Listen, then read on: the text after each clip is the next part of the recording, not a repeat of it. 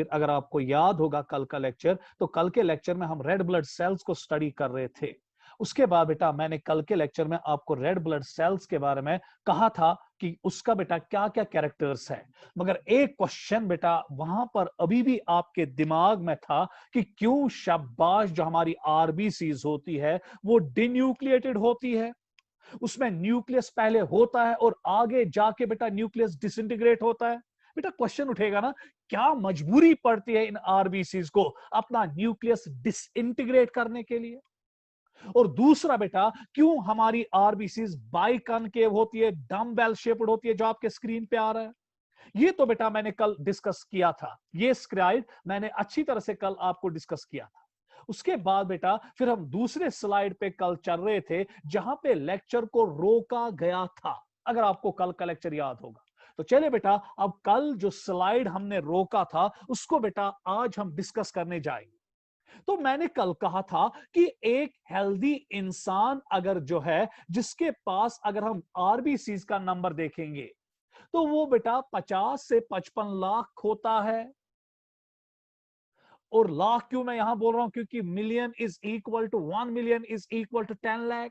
उसके बाद पर एमएम क्यूबिक भी मैंने समझाया था कि अगर मैं एक क्यूब बनाऊंगा उसमें बेटा हर किसी तरह से डायमेंशंस 1 मिलीमीटर होंगे, उसमें जितना ब्लड पहुंचेगा 10 या 12 या 20 ड्रॉप्स तक पहुंचते हैं, डिपेंड करता है कि आपका पिपेट कितना बड़ा है।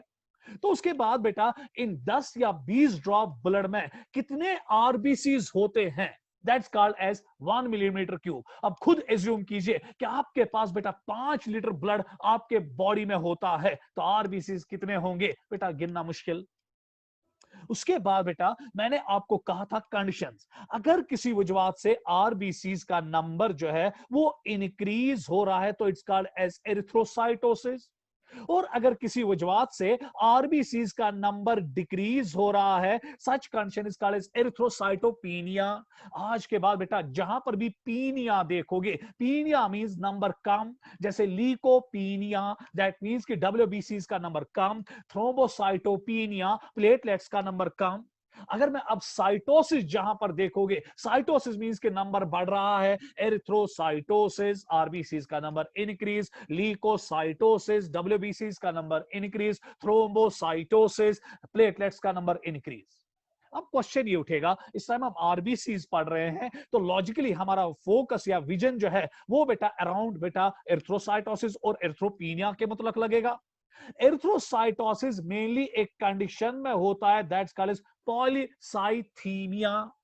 बहुत सारे किस्म का पॉलीसाइथीमिया होता है, मगर बेटा मैं उतनी डेप्थ में भी आपको नहीं ले जाना चाहता हूं जहां पर आप बेटा परेशान हो जाओगे। बस इतना याद रखिए कि एक कंडीशन होती है दैट्स कॉल्ड एज पॉलीसाइथीमिया, जहां पे आरबीसीज का नंबर इंक्रीज हो रहा है, जो मैंने आपको कल बोला था। और फिर कल के ही लेक्चर में कहा गया था ये आम तौर बेटा हायर आल्टीट्यूड्स पे हो जाता है। क्यों, वो भी डिस्कस हुआ था, क्योंकि जब आप हायर आल्टीट्यूड्स पे जाते हो वहां पार्शियल प्रेशर ऑफ ऑक्सीजन कम होता है, आपके बॉडी में ऑक्सीजन कम जाता है इंस्पायरेशन के टाइम। जब ब्लड में ऑक्सीजन कम है, टिश्यूज को ऑक्सीजन कम जाएगा, जब टिश्यूज को ऑक्सीजन कम जाएगा टिश्यूज को हाइपोक्सिया होगा, जब टिश्यूज को हाइपोक्सिया होगा पहला टिश्यू जो रिएक्ट करेगा वो किडनी करेगा, और किडनी एक हार्मोन प्रोड्यूस करेगा, कल मैंने सारा बोला था एरिथ्रोपियाटिन, और ये एरिथ्रोपियाटिन बोन मैरो में जाएगा और वहां पे स्टिमुलेट करेगा प्रोडक्शन ऑफ आरबीसीज। और अब बेटा इस इंसान के ब्लड में आरबीसीज का नंबर क्या होगा, इंक्रीज। ये एक कंपनसेटरी मैकेनिज्म है। देखिए कंपनसेटरी मैकेनिज्म क्या होता है, क्योंकि जब आप हायर आल्टीट्यूड्स पे आपके बॉडी को आपके टिश्यूज को ऑक्सीजन कम मिलता है ना, क्यों, वो आपकी गुनाह नहीं है, वो आपकी गलती नहीं है बेटा, गलती वहां नेचर की है, क्योंकि हायर आल्टीट्यूड्स पे पार्शियल प्रेशर ऑक्सीजन का कम है और आपके ब्लड में भरपूर ऑक्सीजन नहीं जा पाता है ड्यूरिंग इंस्पायरेशन, तो लॉजिकली आपके टिश्यूज को ऑक्सीजन कम मिलेगा।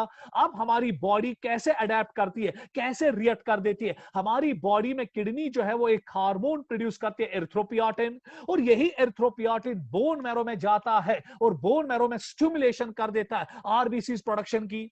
और जब आरबीसी बहुत ज्यादा बनी, आरबीसी ज्यादा बनी, आरबीसी के अंदर हीमोग्लोबिन है, हीमोग्लोबिन ज्यादा बना, हीमोग्लोबिन ज्यादा बना, ऑक्सीजन कैरिंग कैपेसिटी ज्यादा होगी, जब ऑक्सीजन कैरिंग कैपेसिटी ज्यादा होगी तो टिश्यूज को ऑक्सीजन ज्यादा मिलेगा। यही वजह है कि अगर आप हायर आल्टीट्यूड्स पे रह रहे हो, ये नहीं बेटा 1 घंटे 2 घंटे आप सहरी तफरी के लिए चले गए, आप बेटा पिकनिक के लिए चले गए ना, अगर आप बेटा 10 20 15 20 दिन 1 महीने हायर अल्टीट्यूड्स पे जा रहे हो और उसके बाद वापस आ रहे हो, तैयार रहिए, जब आप अपना शाबाश बेटा ब्लड चेक करोगे, ब्लड टेस्ट करोगे, आपको वहां पे आरबीसी का काउंट क्या मिलेगा? ज्यादा। उसके बाद बेटा एरिथ्रोसाइटोपिनिया एक कंडीशन में होता है, दैट्स कॉल्ड एज एनीमिया। देखिए बेटा, एनीमिया बीमारी है, बहुत सारे किस्म का होता है। ये माइक्रोसाइटिक एनीमिया है, ये परनीशियस एनीमिया है, मेगलोब्लास्टिक एनीमिया है, एप्लास्टिक एनीमिया है। बेटा आप कितने गिने थक जाओगे आप भी सुन सुन के। खाली इतना याद रखो कि कोई भी एनीमिया हो, किसी भी किस्म का एनीमिया हो, उसमें आरबीसीज का नंबर क्या होता है? कम। क्योंकि वहां पे बेटा बोन मैरो में आरबीसीज की प्रोडक्शन कम हो जाती है, जिसकी वजह से बेटा एक कंडीशन आ जाती है, that's called as erythrocytopenia. So erythrocytopenia occurs in a disease called anemia, while as erythrocytosis occurs in a condition called polycythemia। बस शॉर्ट, ज्यादा टेंशन नहीं। उसके बाद बेटा अब हम देखेंगे कि जो हमारी आरबीसीज है वो कहां पे बनती है, किधर बनती है। Production of RBCs is called as erythropoiesis. So जब बेटा आरबीसीज बनती है, इस प्रोसेस को हम एरिथ्रोपियोसिस कहते हैं। And in adults it occur in bone marrow, और ये बेटा एक्सक्लूसिवली हमारी हड्डियों के अंदर बोन मैरो होता। होप ये आपने सुना होगा, या तो इसको शीट पर बना चाहिए वस। बेटा आमतौर जब हम घर में बेटा मीट लाते हैं, तो मीट में जब हड्डियों को हम देखते हैं, उन हड्डियों के अंदर बेटा बोन मैरो है, जिसको हम खाते भी है, बहुत मजा भी आता है इसको खाने में, और कश्मीरी में हम इसको वस कहते हैं। और इसी बोन मैरो में हमारी आरबीसीज बनती है, और डब्ल्यूबीसीज भी बनती है, और प्लेटलेट्स भी बनती है, जो हम आगे देखेंगे। मगर बेटा प्रोडक्शन ऑफ आरबीसीज किस हार्मोन के तहत होता है? ये मेरा स्पान है बेटा, कोई ना कोई तो स्टिमुलेंट होना चाहिए, कहीं ना कहीं से तो बेटा पॉजिटिव फीडबैक आना चाहिए, कोई ना कोई चीज तो इसको ट्रिगर करना चाहिए, कोई ना कोई चीज तो इसको स्टिमुलेट करना चाहिए, और स्टिमुलेट करते हैं बेटा हार्मोन्स। और अभी मैंने एक हार्मोन का जिक्र किया था, एंड दैट्स कॉल्ड एज एरिथ्रोपियोटिन। ये बेटा एक ऐसा हार्मोन है जो कहां से निकलता है बेटा? किडनी से।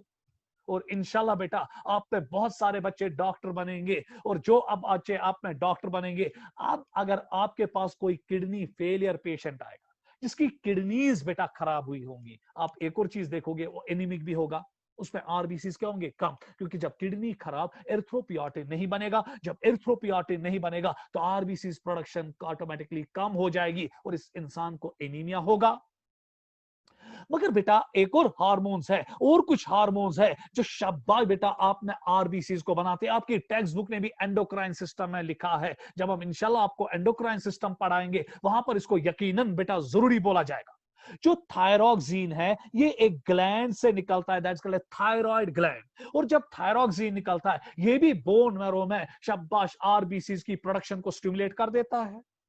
एक और केमिकल है एंड एक और हार्मोन है, दैट्स कॉल्ड एज कॉर्टिसोल। ये हमारे एड्रिनल ग्लैंड से निकलता है, और ये एड्रिनल ग्लैंड से जब ये हार्मोन निकलता है, ये भी आरबीसीज की प्रोडक्शन को स्टिमुलेट करता है। उसके बाद बेटा आपने एक हार्मोन का नाम सुना होगा, ग्रोथ हार्मोन। ये हमारे पिट्यूटरी ग्लैंड से निकलता है। ये हार्मोन भी बेटा आरबीसीज की प्रोडक्शन को इंक्रीज कर देता है। उसके बाद एक और हार्मोन है एंड्रोजेंस, जिसमें मेन हार्मोन है, मेल हार्मोन है। Androgens means male sex hormones. इसमें मेन एक हार्मोन है टेस्टोस्टेरोन, और बेटा ये टेस्टोस्टेरोन जब निकलता है, ये भी आरबीसीज की प्रोडक्शन को इंक्रीज कर देता है। यही वजह है कि मेल्स में अगर आप देखेंगे, मेल्स में आरबीसीज कंपैरेटिवली ज्यादा होती है as compare to that of females, क्योंकि मेल्स में बेसिक मेटाबॉलिक एक्टिविटी जो है, बेसिक मेटाबॉलिक रेट जो है, वो ज्यादा है फीमेल्स से। उसके बाद बेटा एक और केमिकल है, इसका नाम आज तक आपने नहीं सुना होगा। ये एक पेप्टाइड हार्मोन है जो लिवर से निकलता है। कहां से निकलता है बेटा? लिवर से। ये हार्मोन भी जब लिवर प्रोड्यूस करता है, इसकी वजह से भी बेटा बोन मैरो में आरबीसीज की प्रोडक्शन एनहांस हो जाती है। तो क्या मैं हक के साथ बोलूं, आपके दिमाग में अब बेटा कुल मिला के 6 हार्मोन्स आए, erythropoietin, thyroxine, cortisol, growth hormone, androgens and hepcidin. जो ये बेटा 6 के 6 हार्मोन्स हैं, ये मिलजुल के बेटा आरबीसीज प्रोडक्शन को स्टिमुलेट करते हैं बोन मैरो में। मगर इनमें जो सबसे इंपॉर्टेंट हार्मोन है, जिसको सरफिरिस्ती पे लिया जाता है, दैट इज एरिथ्रोपियोटिन। उसके बाद बेटा अगला point, erythropoiesis is completed in 21 days. So बेटा 21 दिन लगते हैं एरिथ्रोपियोसिस को करने में। सो दैट मींस कि बेटा आरबीसीज में डिफरेंट स्टेजेस होती है, जो मैं अभी नेक्स्ट स्लाइड पे आपको बोलूंगा। बराबर बेटा इन स्टेजेस को कंप्लीट करने के लिए कितने दिन लगते हैं? 21 डेज। फिर आप क्वेश्चन करोगे, सर क्या आरबीसी 21 डेज के बाद बनते हैं? नहीं बेटा, इट्स नॉट कंटिन्यूअस प्रोसेस। जैसे बेटा एक मारुति का फैक्ट्री है, जहां पे मारुति की गाड़ी बनती है। एक मारुति की गाड़ी को बनाने के लिए बेटा चलिए 10 दिन लगते हैं। क्या इसका मतलब हुआ कि गाड़ी 10 दिन के बाद बनेगी? ना बेटा, गाड़ियां फैक्ट्री कंटिन्यूअसली बनाती है, क्योंकि डिफरेंट गाड़ियां डिफरेंट स्टेजेस में होती है। इसी तरह बेटा यहां पर जब एरिथ्रोपियोसिस होती है, ये ना समझ लेना कि आरबीसी 21 दिन के बाद बनती है। आरबीसी कंटिन्यूअसली बनती है। अभी बेटा एक चौंकाने वाला आंकड़ा आपके सामने मैं दूंगा, जिससे आपके पैरों के तले जमीन खिसक जाएगी। वो क्या होगा? वो बेटा 1-2 मिनट के बाद आएगा, जिससे आपको पता चलेगा कि जो आरबीसीज प्रोडक्शन है वो कंटिन्यूअसली होती है, क्योंकि डिफरेंट आरबीसीज की प्रोडक्शन डिफरेंट स्टेजेस पे होती है, इसलिए इसमें कंटिन्यूटी रहती है। उसके बाद बेटा life span of RBC is 120 days. तो देखिए बेटा, जब आरबीसी बोन मैरो से निकलती है, उसके बाद इसका लाइफ स्पैन जो होता है वो 120 डेज होता है। और आमतौर बेटा मैंने जितना पढ़ाया तो मुझे क्वेश्चन बहुत सारे बच्चों ने किया कि सर कैसे एक आरबीसी न्यूक्लियस के बगैर, क्योंकि न्यूक्लियस कंट्रोल रूम है सेल का, न्यूक्लियस बेटा कंट्रोल रूम डायरेक्टर है सेल का, न्यूक्लियस बेटा तमाम सेल की मेटाबॉलिक एक्टिविटी को कंट्रोल कर देता है। और क्वेश्चन ये उठेगा कि कैसे एक सेल जुरत कर देती है कि वो 120 दिन जिंदा रहती है विदाउट द न्यूक्लियस? उसका जवाब ही अभी आएगा आपको कुछ दिन के बाद, क्योंकि क्यूरियोसिटी कल से आपके पास है कि कैसे न्यूक्लियस, क्यों इसमें न्यूक्लियस एब्सेंट होता है। और दूसरी क्यूरियोसिटी जो मैंने आपके दिमाग में अब बेटा शाबाश डेवलप कर दी, वो ये है कि कैसे 120 दिन ये आरबीसी जुरत करती है कि न्यूक्लियस के बगैर रहती है, क्योंकि न्यूक्लियस तो कंट्रोलिंग यूनिट सेल का है, जो मेटाबॉलिक एक्टिविटीज को कंट्रोल करता है। इसलिए न्यूक्लियस को एक निकनेम दिया जाता है कंट्रोल रूम ऑफ सेल। अब बेटा उसके बाद जब 120 दिन कंप्लीट होते हैं, अब ये आरबीसीज के मेम्ब्रेन बेटा वियर एंड टियर हो जाते हैं and now they are destroyed in spleen. और उसके बाद जो आरबीसीज है इनको मौत की गांठ उतारा जाता है। इनकी मौत जो होती है वो स्प्लीन में होती है। इसीलिए बेटा स्प्लीन को कभी कभी हम ग्रेव यार्ड ऑफ आरबीसीज भी कहते हैं। और ये क्वेश्चन बेटा आपके नीट में आया है, Which of the following is also called as graveyard of RBCs? तो आंसर क्या लिखना था? स्प्लीन आपके नीट में आया। और बेटा ये चुराया गया था आपके टेक्स्ट बुक से, क्योंकि आपकी टेक्स्ट बुक ने कैटेगोरिकली लिखा है कि जो स्प्लीन है it's the graveyard of RBCs. क्यों स्प्लीन में ही आरबीसीज क्यों मरती है? क्योंकि स्प्लीन में जो ब्लड वेस्कुलर सिस्टम होता है, जो कैपिलरीज होती है, वो बहुत ही छोटी होती है। उनका डायमीटर खाली 3 माइक्रॉन्स होता है, जबकि आरबीसीज का डायमीटर बेटा 7 माइक्रॉन होता है। और जब ये बड़ी आरबीसी छोटे से शाबाश बेटा कैपिलरी से चलती है, क्योंकि अब आरबीसी बूढ़ी हो चुकी होती है, इसके मेम्ब्रेन में वो फ्लेक्सिबिलिटी नहीं रही होती है। तो जब बेटा बूढ़ी है, फ्लेक्सिबिलिटी नहीं रही है, तो बेटा ये यहीं पे फट जाती है, ये इन कैपिलरीज में घुसते ही वेयर एंड टियर हो जाती है और खत्म हो जाती है। इसलिए स्प्लीन को हम ग्रेवयार्ड ऑफ आरबीसीज कहते हैं। आप बेटा वो चौंकाने वाली चीज जिससे मैंने कहा था कि आपके पैरों के तले जमीन खिसक जाएगी, तो देखिए बेटा वही तो पॉइंट है। 2 मिलियन आरबीसीज, 20 लाख आरबीसीज आपके ब्लड में हर सेकंड खत्म हो जाती। 20 लाख, 20 लाख आरबीसीज एक सेकंड में आपके ब्लड में खत्म हो जाती है। और अगर 20 लाख खत्म हो जाती है, उतनी ही आपकी बोन मैरो में बनती भी है। And the same amount is for. तो खुद देखिए बेटा, मैंने अभी आपको कहा नो डाउट एरिथ्रोपियोसिस को कंप्लीट करने के लिए 21 डेज लगते हैं। मगर बेटा हर कोई बेटा एरिथ्रोपियोसिस जो है ये डिफरेंट स्टेजेस में चलता है। कुछ बेटा आरबीसी एक स्टेज में होती है, कुछ दूसरे में, कुछ तीसरे में, कुछ चौथे में। इससे आरबीसी कंटिन्यूअसली बनती है। और किस स्पीड से बनती है? With the speed of 2 million पर सेकेंड। और उसी स्पीड से स्प्लीन में बर्बाद भी हो जाती है। तो इस स्लाइड का आप खुदा के लिए बेटा आप स्क्रीनशॉट लीजिएगा जल्दी जल्दी, और याद रखिएगा एरिथ्रोपियोटिन किडनी से निकलता है, थायरॉक्सिन हार्मोन थायराइड ग्लैंड से निकलता है, कॉर्टिसोल हार्मोन बेटा शाबाश निकलता है एड्रिनल ग्लैंड से, ग्रोथ हार्मोन पिट्यूटरी ग्लैंड से, एंड्रोजन टेस्टोस्टेरोन टेस्टिस से, और हेप्सिडिन लिवर से।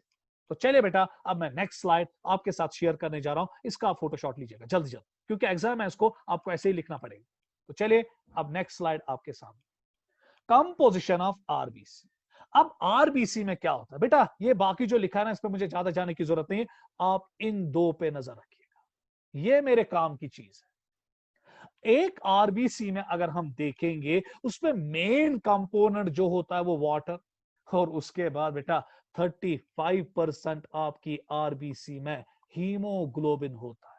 और याद करो बेटा, कल का लेक्चर मैंने कहा था कि एक आरबीसी में 250 मिलियन हीमोग्लोबिन मॉलिक्यूल्स होते, और एक हीमोग्लोबिन मॉलिक्यूल ट्रांसपोर्ट करता है 4 मॉलिक्यूल्स ऑफ ऑक्सीजन। बेटा खुद देखिए, दैट मींस कि एक आरबीसी जो है वो ट्रांसपोर्ट करेगी 1000 million molecules. Million means 10 lakh, गिनती है नहीं आएगी, कहां आएगी जब मुझे नहीं है तो आपको कहां से आएगी, 100 मिलियन मॉलिक्यूल्स ऑफ ऑक्सीजन। सो इतना ऑक्सीजन हमारे ब्लड में बेटा ट्रांसपोर्ट एक आरबीसी कर देती। उसके बाद बेटा एक चीज आप यहां पे याद रखेंगे, क्योंकि मुझे रेस्पिरेटरी सिस्टम में पढ़ाना है, इसमें एक खास किस्म का एंजाइम होता है, and that enzyme is called as carbonic anhydrase. ये बेटा आप खुदा के लिए याद रखेंगे। इस स्लाइड में आपको खाली दो चीजें याद रखनी पड़ेगी। पहला ये कि हीमोग्लोबिन 35% होता है आरबीसी में। सो मेजॉरिटी जो आरबीसी होती है वो किससे भरी होती है, हीमोग्लोबिन से, और किससे बेटा, वाटर से। और उसके बाद बेटा 2.5% बाकी चीजें होती है, बाकी बेटा बायोमोलिक्यूल्स होते हैं, और उसमें एक एंजाइम इंतहाई इंपॉर्टेंट जो आपको याद रखना पड़ेगा, एंड दैट्स कार्बोनिक एनहाइड्रेस। बस इस स्लाइड में आप इतनी ही 2 पॉइंट्स याद रखें। तो इसका भी बेटा आप स्क्रीनशॉट तेजी के साथ लीजिएगा। तो चलिए बेटा, अब मैं नेक्स्ट पड़ाव की ओर आऊंगा। स्क्रीनशॉट अब लीजिएगा इसका, आगे बढ़ेंगे। तो चलिए बेटा, अब मैं नेक्स्ट पार्ट आपके साथ स्लाइड स्क्रीन कर रहा हूं। तो ये बेटा आपके आरबीसीज को देखिएगा।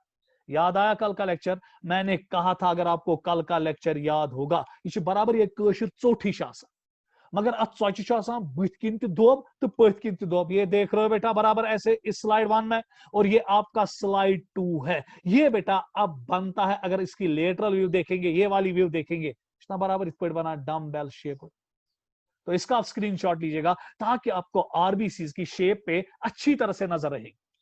तो अगला पड़ाव, अगला स्क्रीन अब आपके सामने शेयर हो रहा है, तो नजर बराबर गौर से देखिएगा। अब आरबीसीज कहां पे बनती है और कैसे बनती है, एर्थ्रोपियोसिस। प्लीज नजर बराबर।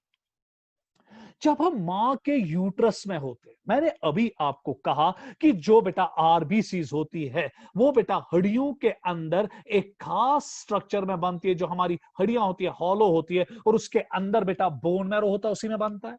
बेटा क्वेश्चन ये उठता है ना, जब हम मां के यूट्रस में होते हैं, हड्डियां तो बहुत लेटर स्टेजेस पे बनती है, बोन मैरो तो बहुत लेटर स्टेजेस पे बनता है। फिर हमने बेटा जब मां के यूट्रस में जब हम होते हैं, हड्डियां तो लेटर स्टेजेस पे बनती है, बोन मैरो तो लेटर स्टेजेस पे बनते हैं, तब तक बेटा हमने बोन मैरो हमने आरबीसीज कौन बनाता है। तो देखिए बेटा, इन अर्ली फीटस, जब हम अर्ली स्टेजेस पे होते हैं, erythropoiesis takes place in yolk sac. जब हम मां के यूट्रस में होते हैं, हमने बेटा फीटल मेम्ब्रेन्स बनते हैं। अगर ये किसी को समझ में नहीं आएगा, कोई परेशानी नहीं, गोली मारो, खाली इतना याद रखो कि हमने 4 फीटल मेम्ब्रेन्स होते हैं जब हम मां के यूट्रस में अर्ली एम्ब्रियो होते हैं, chorion, amnion, allantois and yolk sac. ये बेटा आपको 12th में एम्ब्रियोलॉजी में इसकी खाल खींचनी है, हमें कैसे बनता है, किस तरीके बनता है, 12th में पढ़ेंगे। और फिलहाल बेटा लेमन्स लैंग्वेज में याद रखिएगा कि हमारे पास एक मेम्ब्रेन होता है जिसको हम फीटल मेम्ब्रेन कहते हैं अर्ली एम्ब्रियोनिक स्टेज में, and that's called as yolk sac. यही योक सैक आगे जाके बेटा मदद करेगा। फिर बेटा हमने कुछ स्ट्रक्चर्स बनाने में, जैसे अम्बलाइकल वेसल्स बनाता है, umbilical when and umbilical artery. छोड़ दीजिए बेटा, मत उतना ज्यादा डेप्थ में जाइएगा, खाली इतना याद रखिएगा कि अर्ली स्टेजेस में जो बेटा फीटस होता है, उसमें जो आरबीसीज होती है वो योक सैक बनाता है, क्योंकि ना अभी बोन्स होती है। जब बोन्स नहीं तो काहे का बोन मैरो, और जब बोन मैरो नहीं तो काहे की आरबीसीज प्रोडक्शन। इसलिए उस टाइम बेटा कौन बनाता है, हमने शाबाश बेटा आरबीसीज, योक सैक। उसके बाद जब हम मां के यूट्रस में तीसरे और चौथे मंथ में चले जाते हैं, तीसरे और चौथे मंथ के हो जाते हैं मां के यूट्रस में, क्योंकि हमारा जस्टेशन पीरियड कितना बेटा, 9 मंथ्स। हम मां के यूट्रस में कितनी देर तक रहते हैं, 9 मंथ्स। तीसरे और चौथे मंथ में अब बेटा योक सैक के बजाय एर्थ्रोपियोसिस कौन करता है, लिवर एंड स्प्लीन। तो बेटा फिर आरबीसीज कहां बनती है, लिवर और स्प्लीन में। और उसके बाद बेटा जब हम मां के यूट्रस में 7वें मंथ के हो जाते हैं, अब ये काम पूरा कौन उठाता है बेटा? Bone marrow. क्योंकि अब बेटा बोन मैरो पूरी तरह से डेवलप हुआ होता है। जब हम मां के यूट्रस में 7 महीने के हो जाते हैं, तो अब बेटा बोन मैरो हम में आरबीसीज बनाता है टिल डेथ। उसके बाद अब जब बच्चा पैदा हुआ, प्लीज बेटा प्लीज नजर रखिएगा, बच्चा पैदा हुआ बेटा, शाबाश, आरबीसी कौन बनाएगा? Bone marrow. अब बेटा अप टू 5 ईयर, जब ये बच्चा अब पैदा होने से 5 साल तक हर किसी हड्डी का बोन मैरो, क्योंकि हर किसी हड्डी में बोन मैरो होता है। जितनी भी हड्डियां आपके पास है आपको पता होनी चाहिए, हमारे पास 206 हड्डियां हैं, और इन 206 हड्डियों के अंदर कैविटीज है, और उन कैविटीज के अंदर बोन मैरो है। चाहे ये बेटा मेम्ब्रेनस बोन्स हो, चाहे ये बेटा शाबाश आपकी नेचुरल बोन्स हो या नॉर्मल बोन्स हो। बोन्स बहुत सारे किस्म की होती है जो आपको बेटा स्केलेटल सिस्टम में पढ़ाया जाएगा। अब जरा गौर से देखिएगा, जो ये 206 बोन्स है, हर किसी बोन्स के अंदर बोन मैरो होता है, और हर किसी बोन मैरो में हर किसी बोन के बोन मैरो में 5 साल तक शाबाश क्या बनता है? आरबीसी। मगर जब हम बड़े हो जाते हैं उसके बाद बेटा हर किसी बोन के बोन मैरो में शाबाश बेटा बोन आरबीसी नहीं बनती। अब किन किन में बनती है? एक तो लॉन्ग बोन्स, जिसमें आपका फीमर आता है, जो टांग